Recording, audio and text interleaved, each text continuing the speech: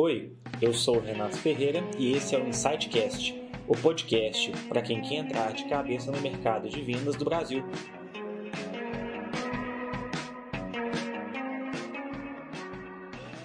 Fala pessoal, tudo bem? Estamos aqui no 11º episódio do InsightCast. Meu nome é Renato Ferreira, sou um dos fundadores da Insight Sales e hoje seu host. Agradeço por nos acompanhar e nos siga no Spotify e SoundCloud.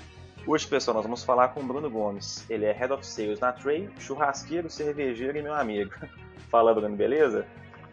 Fala, Renatinho, beleza? Boa tarde, tudo bem?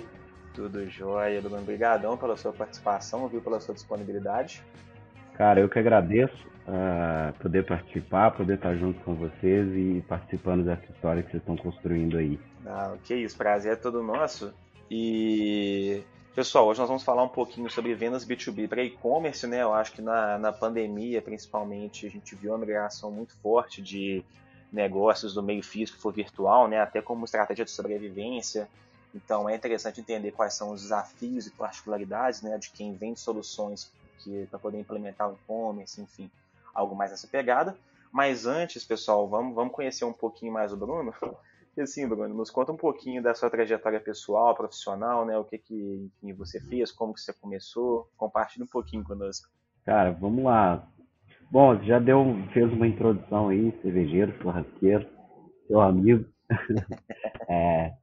Cara, assim, eu fui trabalhar com vendas por acaso, né? Aliás, não, nada por acaso, né, nesse universo, mas caiu no meu colo, né? Eu formei em administração de empresas pelo ISINEC aqui em Minas.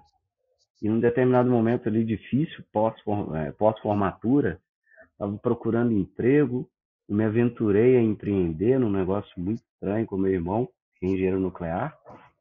É muito complexo e tudo, abandonei, fui fazer Uber, e aí eu tive a oportunidade de ingressar no time de vendas da Rock Content aqui em Belo Horizonte.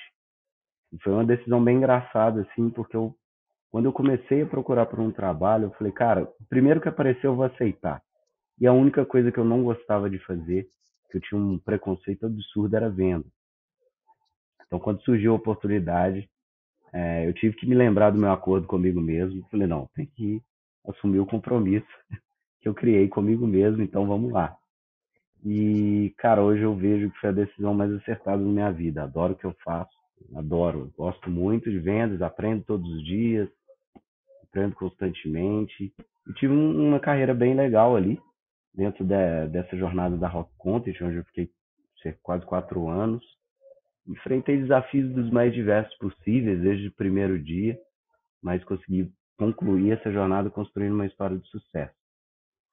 Tá? E aí, em seguida, eu vim aqui para a Tray, para uma oportunidade aqui na Tray Corp, que é assumir, né, a gestão de vendas dessa segmentação que a Tray fez, como estratégia de penetração de mercado mesmo. Houve uma ressegmentação da empresa, de oferta de produto, etc.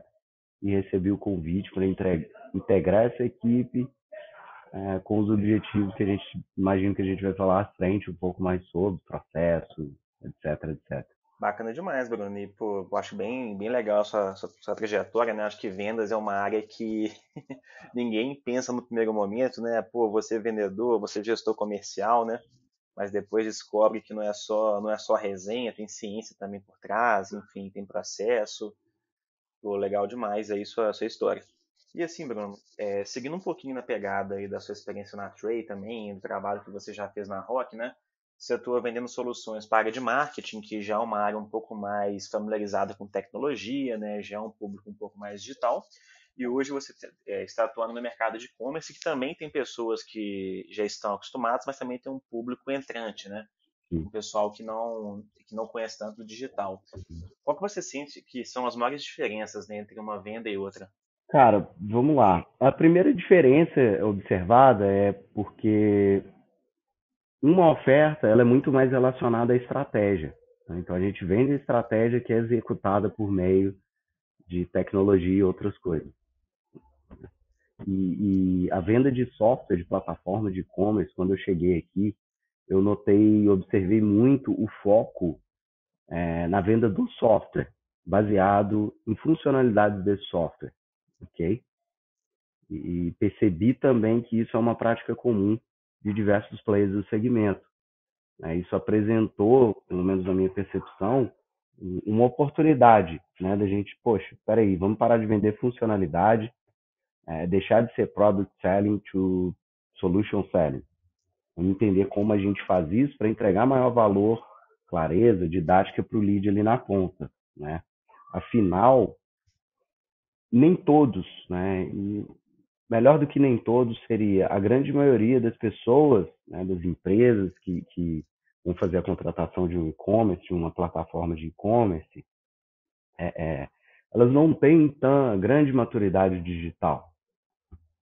Então, precisa de um processo de educação muito bem feito, um cuidado muito grande na apresentação de funcionalidade, enfim, as diferenças básicas são essas.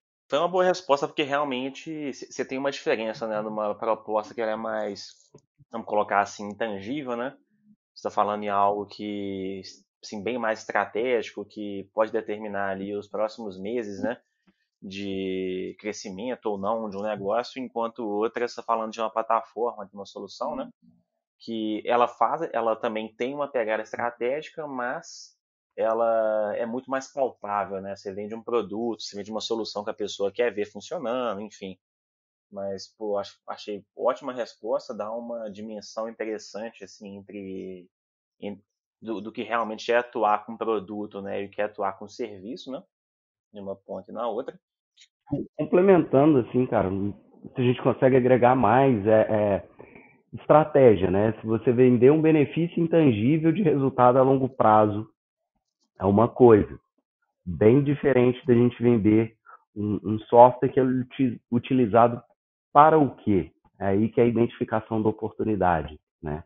Quando a gente foca muito na apresentação de funcionalidade, cara, a gente está esquecendo, tá, tem a funcionalidade, mas e todo o restante? Né? Qual o valor estratégico a expansão de um canal de aquisição através do ambiente digital tem para essa empresa que está vindo contratar isso? Então, esse tipo de informação, né, qual valor tem isso para a empresa e tudo que dá para extrair e aprofundar a partir disso, não é fortemente trabalhado. Então, isso traz a clareza de uma oportunidade, né, não só aqui, mas no segmento em si, ok? E, enfim, conseguir entregar maior valor ali para o cliente, né? E pensando nesse funil de vendas, Bruno, qual você acha que é a parte mais complexa, né, nesse segmento de e-commerce? Uma parte, por exemplo, que o ciclo fica um pouco mais lento, aonde o lead ele tem mais objeções, né? Olha, objeções, assim, volume de objeções nesse tipo de solução que a gente vende do produto, ele é bem baixo, por incrível que pareça, tá? Com relação ao software, etc. O que torna o processo, o funil um pouco mais complexo, e impacta ali em aumento de ciclo, enfim, alguns outros gargalos, é quando há o envolvimento de um terceiro na negociação, que são agências, né? Essas agências é que trabalham. Ah, eu estou te vendendo software, mas tem o software, mas tem a agência que vai fazer todo o layout, toda a configuração da operação ali dentro, etc, etc. No entanto, para a resolução desse problema, a gente tem um canal de parcerias muito bem estruturado, que vem sendo desenvolvido, onde a gente treina essas agências, enfim, tem toda uma certificação ali, um nível de ranqueamento, e a gente também, pô, deixa eu te indicar uma agência de acordo com o tipo de projeto que você quer construir, o tipo de operação que você quer desenvolver no ambiente digital. Então, isso foi como estratégia de reduzir também esse ciclo e um alinhamento com essas agências de qual processo a gente deve seguir para ganhar velocidade, ao mesmo tempo que o vendedor também consegue estar ciente do que está acontecendo com o lead dele durante toda a negociação, entendeu? Isso é importante para que o vendedor se posicione como um consultor efetivamente ao lado desse lead e ajude ele a evoluir na jornada de compra dele. Realmente, né? Porque o mesmo discurso pode não funcionar, né? às vezes tem que adaptar para o entrante também, né? Colocar ele a par da situação, mas realmente quanto mais stakeholder você envolve, mais complicado é de vender, né?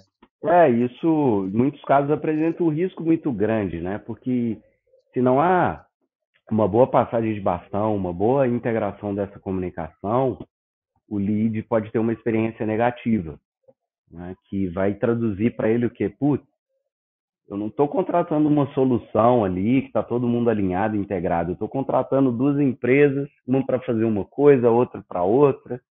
Isso vai dar bagunça. E assim, Bruno, entrando um pouco mais na sua carreira, né? Você atuou tanto como vendedor mesmo, né? Também agora você já está atuando mais como gestor, né? A função de Head of Sales, gerente comercial. Exato. Me conta um pouquinho assim, qual foi o maior desafio que você enfrentou partindo de uma posição, né, mais operacional e indo para uma mais tática estratégica. Cara, primeiro assim, deixar de vender. Tô brincando.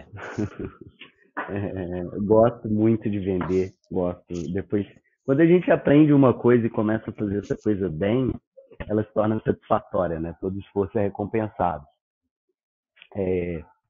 Mas assim, durante ali, acho que acredito em 2019, né? Eu vim vendendo, mas já automaticamente, para eu expandir meu resultado ali, enfim, por necessidade, eu tive que pensar como um gestor em alguns momentos, entendeu? No entendimento de oferta, de estrutura, de pipeline, de processo de vendas, o que tinha que ser feito aqui, qual que é a oferta que tinha que entregar na ponta, como que deveria ser feita a passagem de bastão, etc, etc.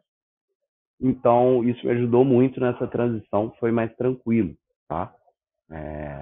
No entanto, claro, tem vários desafios aí que eu estou enfrentando, é uma nova realidade, então preciso de desenvolver e tenho desenvolvido gestão de pessoas, que é um ponto de foco que eu ainda não havia trabalhado sobre, lidar com pessoas, sendo gestor dessas pessoas, que é a grande novidade, tá? E eu sempre, né, tenho minha auto-percepção aqui, eu dou os feedbacks para mim mesmo daquilo que eu preciso desenvolver ou não, converso com o meu gestor também. Ah, e é isso, não está sendo um grande desafio essa parte de gestão de pessoas. E nosso maior desafio hoje mora em toda a reestruturação da operação, né? Que até onde a Inside Sales entrou aí como um player muito importante no momento inicial para eu conseguir analisar o meu funil. Peraí, deixa eu olhar para os dados, deixa eu entender como isso aqui está funcionando, como não está, onde moram os gargalos, onde moram os perdas, ineficiências, etc. Então, teve papel importante, né, nesse momento. E agora, a partir disso, a gente consegue evoluir com toda uma reestruturação ali do funil, do pipeline, construir uma operação enxuta. Acredito muito nisso, né? Eficiência operacional. Isso bate na minha cabeça desde o início da faculdade, quando eu comecei a estudar. E realmente isso faz grande diferença em toda e qualquer operação. Pô, por que uma operação de vendas ela não deve ser eficiente? Ela tem que ser em todos os momentos e os impactos são inúmeros, né? A gente conhece. Então esse tem sido assim meu maior desafio é conseguir executar essa, eu não vou chamar de migração, mas executar toda essa reestruturação, né? Utilizar o que já funciona, implementar coisas novas, eliminar aquilo que não funciona. E para isso eu estou contando com a ajuda, né, de fornecedores da própria Inside Sales, HubSpot, estamos fazendo a implementação, trocando de software. Por quê? Falando de operação de novo, a gente tinha uma integração de uma ferramenta de automação e um CRM de vendas. Cara, uma coisa não conversa com 100% com a outra. São ferramentas diferentes, enfim. Isso apresentou um gargalo muito grande, né? Na transição das coisas, a perda de dados e informações é muito grande. Então isso gera um buraco dentro da operação e até para o nosso entendimento. Pô, do lado da gestão, impacta muito negativamente. Do lado das vendas, cara, eu perco todas as informações, eu perco o contexto do meu lead. Não, fantástico. Fantástico, Bruno. Realmente é bem. Eu acho que você já entrou com uma pegada muito técnica já, né? Não foi uma pegada muito. Só uma pegada de gestão de pessoas, né? Você tentou mesclar os dois. Então acho que dá uma visão bem interessante. Que quando você é vendedor, normalmente você é o dono da sua meta, né? Você gerencia a sua Sim. meta ali, sua comissão, né? Você, vamos dizer assim, não que seja fácil, mas você tem um pouquinho mais de paz de espírito, né? E como, Exato. E como gestor, a sua meta é a meta da equipe, então você tem que olhar número, acompanhar o pessoal, ver como é que eles estão motivados, né? Você mesmo colocou, pô, Uhum, escolher ferramenta, acompanhar, assim, ver se o dado gerado ali está correto, se o pessoal tem usado certinho, né? Então, pô, acho uhum. bem legal essa visão, que realmente o escopo ele aumenta muito, né? E Sim. a responsabilidade, ela obviamente também aumenta, mas ao mesmo tempo você perde um pouco do controle de como atingir aquele resultado, né? Então, pô, legal demais. Acho que você pontua muito bem acho que um dos maiores desafios, né, dessa transição de carreira. Agora, da operação em si, inicialmente o que eu fiz, né? Quando eu peguei uma operação, a primeira coisa a se fazer, além da parte de integração, pessoas, etc., foi, peraí, eu preciso entender isso aqui, mas como que eu vou entender isso? Então, eu segmentei a área de vendas em quatro caixas, quatro sub-áreas, ok? Dentro, uma delas é Sales Ops, e foi por ali que eu iniciei tudo. Falei, tá, eu tenho aqui, bom, preciso de focar também em treinamento, mas onde está o gap no processo para eu poder direcionar com maior assertividade o meu treinamento? E aí vem, tá tudo conectado, e eu iniciei por isso. Tá? Então, eu acredito que foi uma boa, não uma boa, mas uma direção assertiva que eu segui, que foi entender a operação. Dessa forma eu conseguir ter clareza de tudo que eu precisava com relação à operação de vendas da empresa, né? E a partir disso implementar otimização, melhoria e desenvolvimento. E, pô, eu acho interessante você levantar dessa forma, Bruno, porque realmente você fez um caminho não convencional, mas um caminho bem interessante, né? De focar no dado, analisar o dado, a partir disso você aprofundar, né? Um pouco mais no contexto da área. Normalmente o pessoal costuma fazer o que a gente chama de. Assim, você pulou de olho fechado, né? O pessoal vai de cabeça, enfim, famoso treino no asfalto, né? Sai quebrando tudo. Mas fantástico, sua abordagem é bem interessante, é bem convergente, né, com o que nós acreditamos também em termos de gestão de vendas, né? Que é você saber aonde está pisando, fazer uma análise ali de, enfim, qual que é o gargalo do processo, né, para poder evoluir. Mas legal demais. Acho que uma dicas bem relevantes aí. Eu tive uma boa escola, né, de inside sales, de venda consultiva, etc. E conheço boas pessoas também que já estão em outros estágios profissionais, né?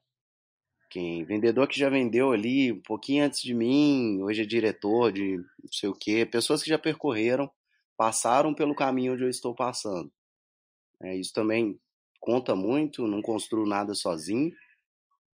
Então vou lá, corro atrás de um, corro atrás do outro, aprendizado, a gente compartilha informação, etc. Isso me ajuda muito. E eu acredito, cara, que muito se fala sobre análise de dados, data driving, não sei o quê, etc. Mas no fundo, não no fundo, né? Mas em realidade, eu acredito que não é uma prática da maioria de nós brasileiros. Mexer com números, né? E para vendas não muda nada, cara. Isso também é muito importante. Eu vejo como uma linha de produção. Se a gente pega um gestor de operações, de uma fábrica, de um processo fabril, etc., de uma linha de produção, cara, esse cara tá o tempo inteiro olhando para os números. Ele tá o tempo inteiro tentando entender o que está acontecendo, aonde, o porquê, como acontece, o que acontece, e eu não vejo diferente para uma operação comercial, né? Tá, adianta eu dar treinamento de fechamento de porta, sendo que o problema não tá no fechamento de porta? E aí vem, tá, mas onde que eu descubro que estão os meus problemas? Claro que tem a nossa análise qualitativa, né, com base na nossa percepção, a gente consegue identificar muitas coisas, mas precisamos também entender isso através dos dados. Realmente é uma visão que eu enxergo como muito pé no chão, né?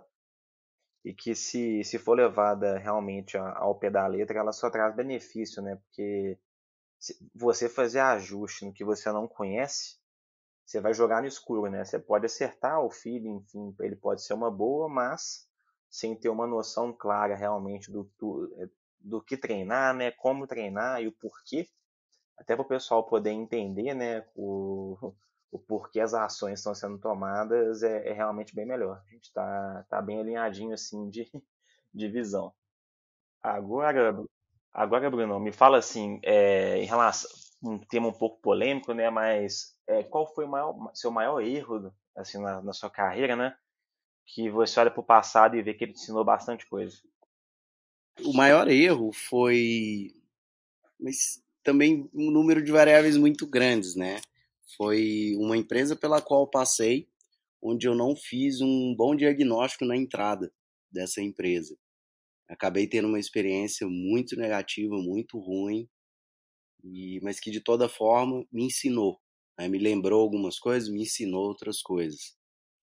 Agora, erros individuais, eu acredito que não dá boas respostas em determinados momentos, ok? Acredito que já cometi esse tipo de erro. Aí, boas respostas, não é que eu xinguei alguém, que eu briguei com alguém, nada disso. Muito pelo contrário, graças a Deus, eu tenho um bom relacionamento com a maioria das pessoas com que eu trabalhei até hoje, tá? Então, assim, acho que erros foram não dar boas respostas em determinados momentos. Entendi. Não, legal. Realmente, quando a gente fala do diagnóstico, né, antes de entrar no negócio, é sempre complicado, né? Porque, querendo ou não, todo processo seletivo, ele, de certa forma, é uma venda, né? Exato. A empresa se vendendo para o candidato e o candidato se vendendo para a empresa, né? A gente sabe que nem sempre é possível ter um alinhamento de expectativa, né? Exato, mas assim, pô, para quem vende, é simples, a gente encaixa isso como uma venda, né?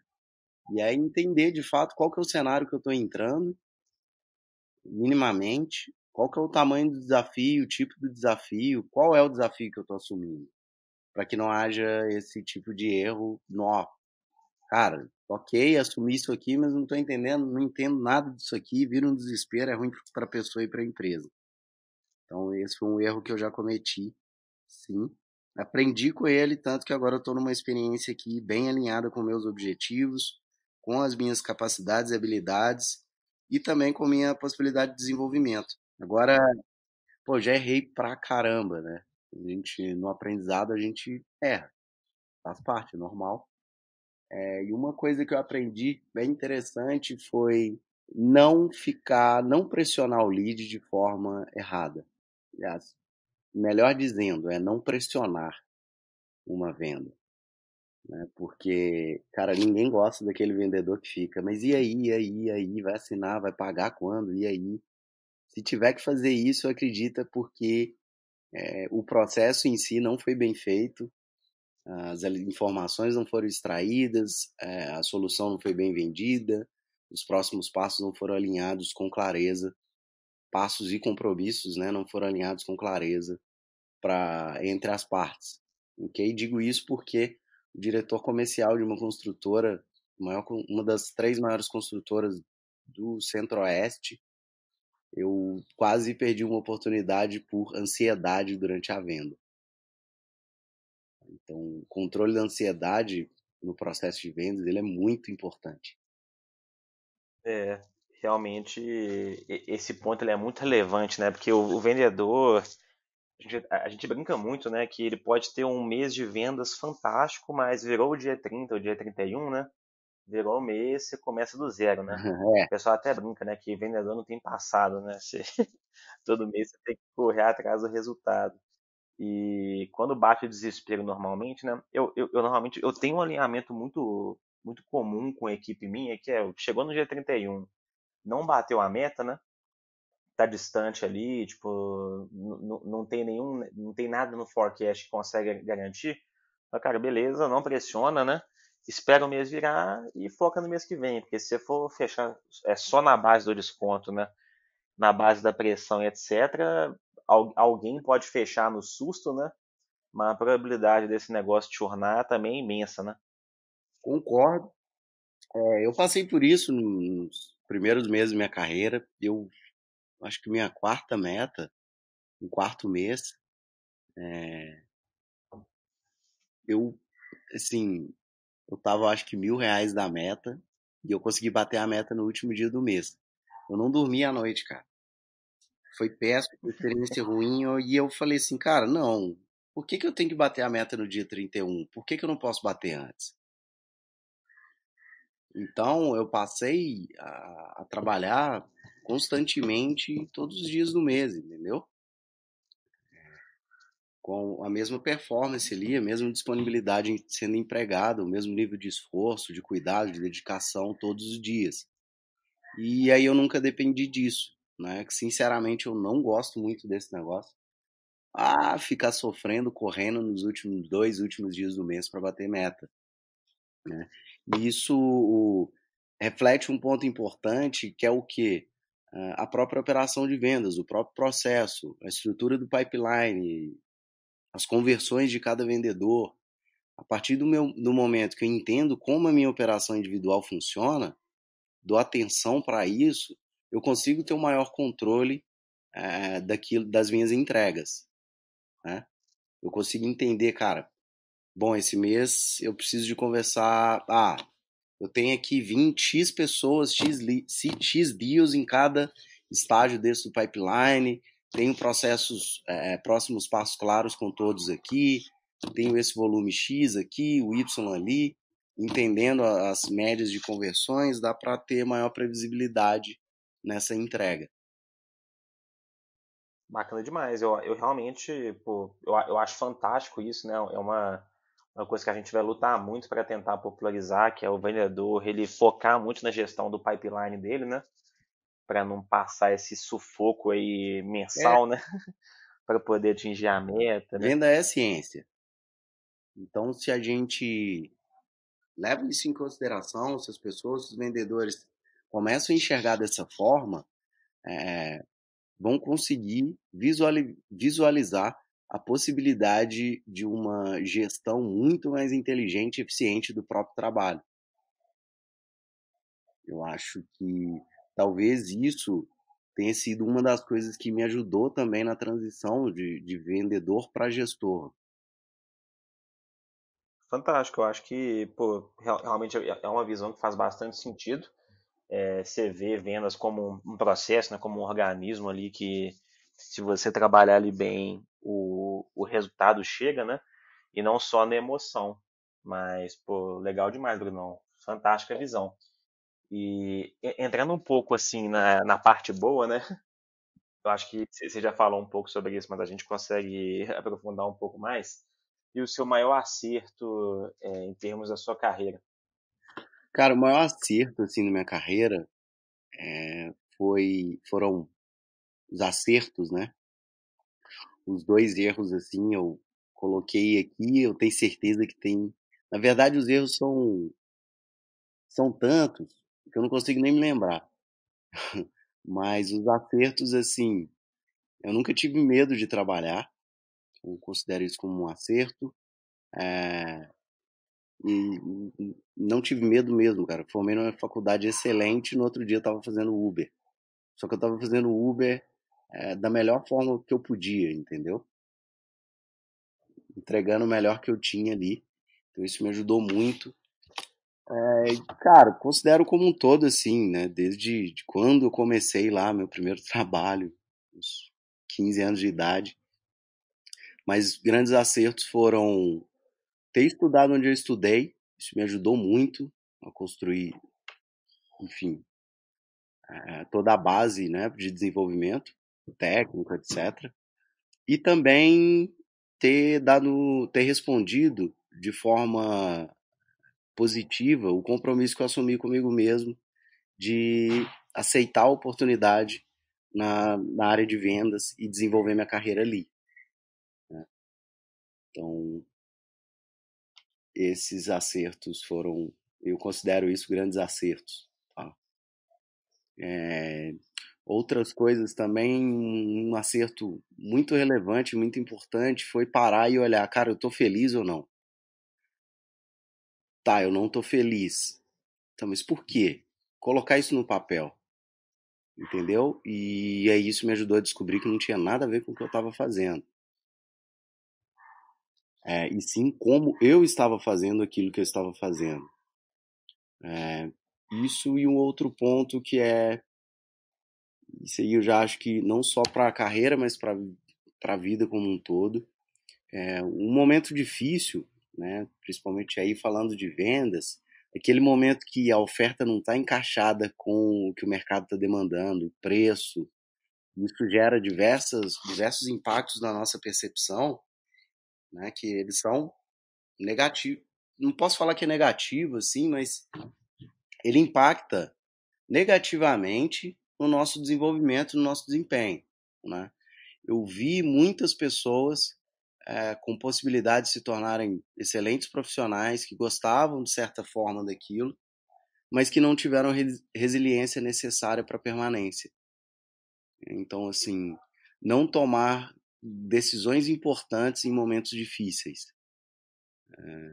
Acho que isso pode contaminar e muito essa decisão. A gente pode ser influenciado de forma negativa, né, pela pressão, pelo momento que a gente está passando. E, cara, não tem como ser uma boa decisão, assim, enfim, na prática, né? Existe a possibilidade, mas outro acerto foi isso.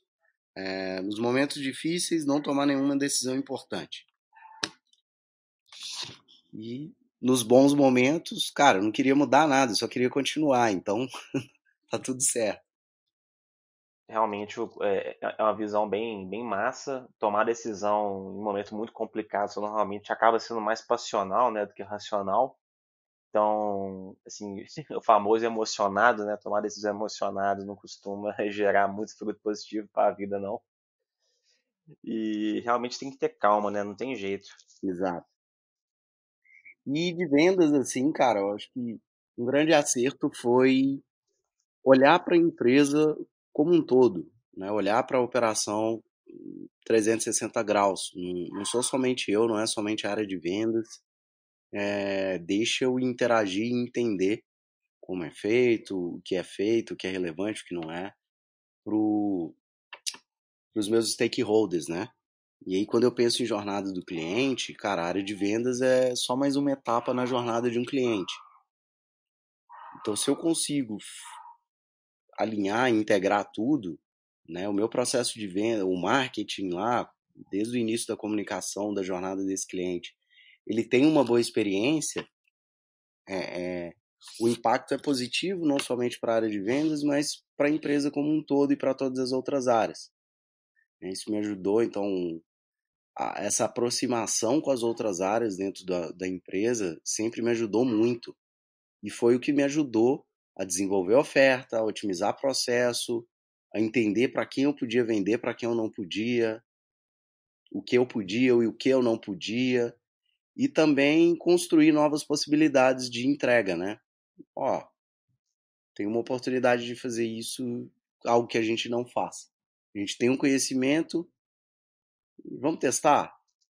Então isso também possibilitou muitos testes, né, dentro a toda a minha jornada na área de vendas, assim. Então foi um grande acerto também. Eu já percebi, tem muitos lugares que você vai saber mais do que eu, você conversa com muita gente, muita empresa, existe um certo ranço entre as áreas, né? E, cara, isso não é saudável. Isso não é nem um pouco saudável para as pessoas, nem para a empresa. Então, acho que um grande acerto para todo mundo é olha para tudo, olha para o todo primeiro, antes de olhar para si. Sempre dá mais certo, sempre temos ganhos com isso. Realmente as áreas elas têm que conversar entre si, né? Até tem que haver esse foco. Não é muito comum o pessoal proativamente, né, querer fazer isso. Mas, pô, legal que você enxerga dessa forma e com certeza quem trabalhar com você também vai acabar enxergando, né? Se Deus quiser, cara, eu tento levar para todo mundo assim. E indo para uma parte assim um pouco mais pessoal, me conta aí dos seus hobbies, né? A gente falou um pouco do churrasco, da cerveja, mas pode ficar à vontade para compartilhar o que você gosta de fazer, né? Eu fico brincando aqui, aí é pura zoeira, tá, Renatinho? Se eu fosse louro do olho azul, ia ser melhor que o Rodrigo Hilbert, cara. Tô brincando. Mas eu gosto, assim, eu gosto eu gosto do churrasco, eu gosto de gastronomia, eu gosto de cozinhar. Não sou muito bom nisso ainda, tenho que desenvolver muito em gastronomia. E gosto de coisas manuais. Desde criança, né? Minha família veio do interior, então sempre aprendi a fazer muita coisa. E me surpreendi comigo mesmo esse ano de 2020, que apesar da pandemia, não teve casamento, festa, etc. Mas eu e minha esposa mudamos aqui. E uma coisa que eu tinha certeza, sempre tive, que eu soube fazer é pintar. E curiosamente eu gosto. Esse tipo de coisa me relaxa, porque é como sei lá, um estado de meditação, saca? Eu tô ali movimentando e minha cabeça tá tranquila. Então eu gosto de, pô, adoro planta, fazer as coisas, arrumar minha casa, enfim, esses são hobbies que eu adoro fazer. E tem o triatlon também, cara, que entrou como uma coisa bem interessante, que uma coisa em comum em 4 profissionais que eu conheci, e curiosamente os 4 sempre foram uma grande referência. Falei, cara, os caras são. Como que esses caras fazem esse tanto de coisa? Como assim? E aí eu descobri que os 4 eram triatletas. Tudo que os outros me falam que funciona, que pode funcionar, que existe, eu vou atrás para checar. E aí isso também virou um grande hobby para mim hoje. E, cara, é um negócio fantástico. Esse esporte, de fato, tem que fazer para entender e conhecer. Que massa, velho. Não sabia desse, desse seu hobby, não. E agora, Bruno, a gente vai partir para umas perguntas mais polêmicas, né? Cerveja normal ou artesanal? Ah, cara, eu bebo cerveja comum mesmo, entendeu? Depende do momento, na boa. Sim. Não, com certeza. Não, pra mim, cerveja eu curto, acho o chopp melhor, né? Acho que o chopp é mais da resenha, né? De se sentar, trocar uma ideia, você vale toda a vida, né? Também mais leve, mas, pô, cerveja é bom demais, né? Não tem jeito. Cerveja é bom, cara. Aprendi a beber cerveja com minha esposa, cervejeira nata, e não larguei mais. Isso é um problema até. E artesanal ou não, depende do momento, depende da companhia, depende, tudo depende. Eu tento não colocar muita restrição para mim mesmo com relação a nada, entendeu? Com o objetivo de expandir o leque de possibilidades de experiências que eu venho a ter. Não, com certeza. Realmente tem que abrir a cabeça, né? Pra não ficar muito preso num cenário só, né? Exato. Vamos beber cerveja de uva, bora, vamos descobrir como é que é esse negócio. Vai que é bom. Seria, Claro, seria uma surpresa, né? Mas. claro que tem coisa que a gente não precisa experimentar na vida, né, Renatinho? Mas tudo bem. Não é, não, com certeza. Mas, assim, na medida não te mata, né? E não te constrange, Exatamente. não tem por que não tentar, né? Mas legal, Brunão. E uma outra perguntinha assim, velho. Acho que pô, você também aqui tá em Belo Horizonte, né? Então já imagino qual seja a sua resposta, mas boteco ou restaurante? Cara, eu tenho um boteco dentro da minha casa. Sou mineiro, porra. É, na casa dos meus pais, onde eu morei, a gente Por alguns anos tivemos ali um espaço com fogão a lenha, onde todo final de semana tinha alguma coisa. E eu prefiro mais ficar em casa, já gostava mais de ficar em casa, simplesmente pelo conforto, do que ir pra rua. Então, cara, na pandemia isso melhorou. Agora, o boteco ou restaurante, de novo, depende do momento, depende do objetivo, da companhia, enfim, gosto dos dois. Os dois têm comida e os dois têm bebida. Então, fantástico. Mas legal, Brunão. A gente está chegando no final aqui já também, né? Pô, conversamos bastante, acho que você trouxe bastante informação relevante aí pro pessoal, para quem é vendedor, para quem é gestor, para quem tem transição de carreira, acho bem interessante. E se tem alguma dica de meio de conteúdo, pode ser um podcast, pode ser pô, um blog, um Twitter, de qualquer assunto, pode ficar à vontade. Cara, assim, Renatinho, eu vou consumindo informações de acordo com o meu momento de vida, o meu interesse, etc. Ok? Exemplo, né? Os livros que eu estou lendo, todos têm a ver com o momento de carreira que eu tô, questão, etc. E atualmente eu estou lendo conteúdos do Sastre, Sastre Zoom Info, que é aquela antiga, como que chama? Datanise, eu acho. Tem algumas coisas legais ali também.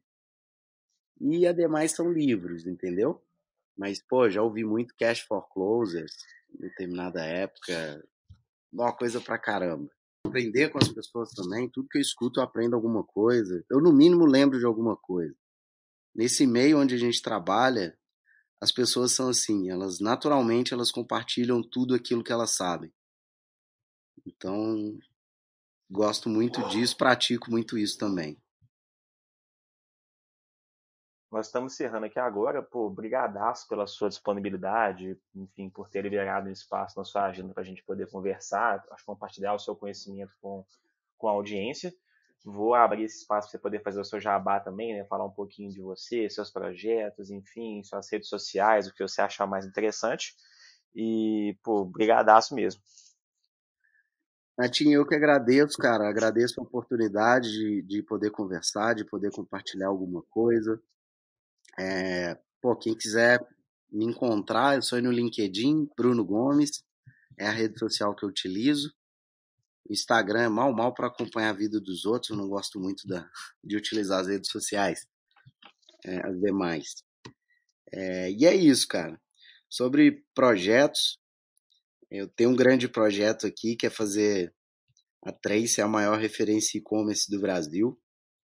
Para mim, esse é meu grande projeto agora, não só meu, né? Mas é o que eu estou envolvido e o que eu estou mais envolvido e mais focado. E tem outros projetos pessoais também, que é ali na hora do hobby, né? Consegui treinar para correr meu primeiro Ironman, consegui desenvolver e construir algumas coisas aqui junto com a minha esposa. E o maior deles é viver, cara. Viver feliz, viver bem. E é isso, saca? Acho que a grande riqueza no final das contas, o que vale, sim, é o quanto feliz a gente foi, sabe?